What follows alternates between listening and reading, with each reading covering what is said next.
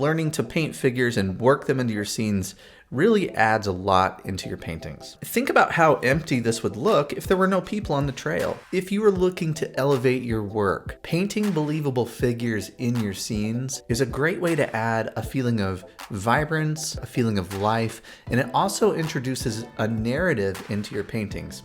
Most of the time, I'm painting a street scene or a landscape scene or something of that nature, and I want to include figures into that scene. If they are in the right scale to the scene that is around them, and if they are in the right perspective with each other, then they start to look believable and they fit seamlessly into the scenes that you are painting. When you are painting a street scene, remember that the average person is just a little bit higher than the cars. So if you have a car in your street scene, you can know that the figures need to be just a little bit taller than the car, at least the adult figures. You can also look at doors and windows and things like that. These figures, they're going to need to fit through these doors down here.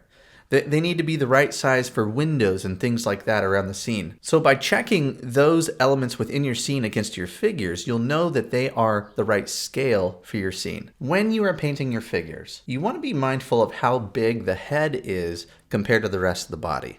Let me show you something here. A lot of times with students working figures into their scenes, their figures might look like this. This looks like a child, and let me explain why. The larger the head is on the figure, the more childlike they are going to look. If I make the body bigger,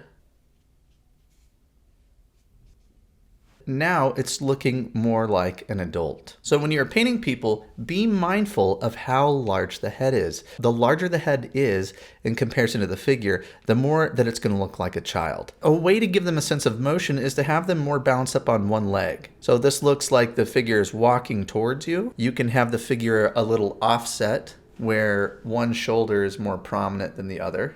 And making your figure not exactly symmetrical and leaning to one side will help give them more a feeling of movement. And today, we're just going to be working in one color.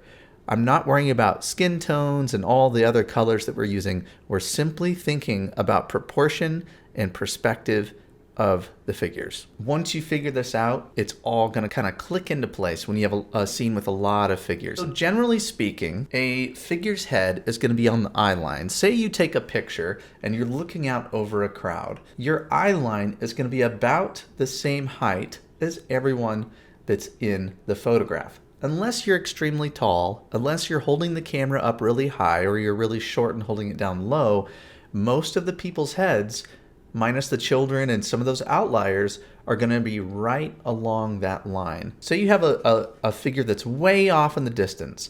A lot of times what you see people do, you see them paint the figure down here and have them, looks like Bigfoot. That's okay. Our little Bigfoot is way off in the background. But here's what I see people do. The figure that's closer, they have it prominent and large, and then the figure that's way off in the back, they have it shrunken down and coming down like midway of the other figure. What you need to do is make sure that these heads are in alignment. Let's give ourselves an eye line or horizon line right about here. Nice little line.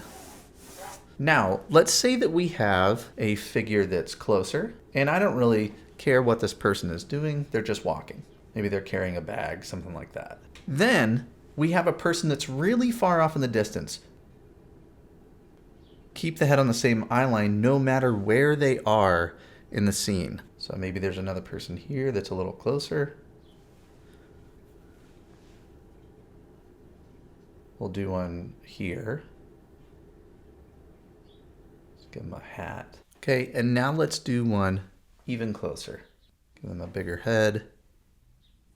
So you can see that no matter how small or how big they are, by keeping their head at the eye line, at the horizon line, you will keep your figures in perspective with each other. That will look so much better in your scene rather than doing something like this. The best way that you can practice this is simply Googling a picture of people walking. Get a nice picture of a crowd and look at this picture and just continue to pick out figures and quickly paint their silhouette. And it helps to just do one color. You're not thinking about skin tone and all those other things. You're only thinking about the silhouette of the person, making them believable, giving them a feeling of movement, and really just practicing. That's what we're doing here.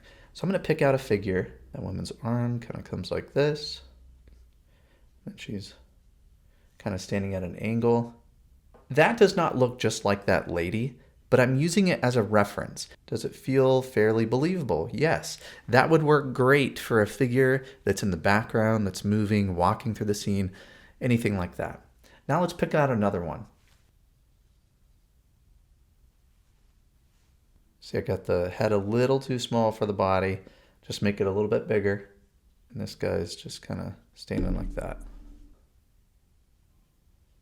As you're painting the figure, you'll adjust. You can work on the proportions. Is the head the right scale? Are they leaning in an interesting way? All those things you can continue to practice when you take on something like this. Do this 10 minutes every day if you have time. Do it 3 times a week for 10 minutes. That's going to be so much more practice than most people get on this. Most people are going to paint a scene and work a figure into the scene and be unhappy with it. But if you are choosing to practice 10 minutes a day or wherever you can fit this in, you will get better at this. And when it's time to include a figure in your painting, this will be very helpful for you. Next week, I'm going to be painting this boat, and we're going to be paying attention to how to do this in steps and really make this light come alive in this scene. I have new videos every Monday, and you don't want to miss one of these. So go ahead and hit subscribe, hit the notification button if you haven't done that yet. And if you are looking for a really powerful resource that can help you today in your painting, take a look at this. Have you ever been really excited about a painting and you get all set up, you find that right reference that you're excited about, and then it's time to go and you feel lost? I have a free resource that I want to give to you today that can help with these problems. My 5 steps to plan a successful watercolor painting. I walk you through the crucial planning phase of your painting that will help you understand what you're going to paint first, second, and third. The planning is really so important, especially in watercolor. This medium is harder to correct. It's so immediate. So having that plan is very important. I send you a PDF that you can download. And the great thing about this is you can have it on your phone. You could print it out. You can download this right now before you start your next painting. All you have to do is follow this link here and download my 5-step guide to planning a successful watercolor painting.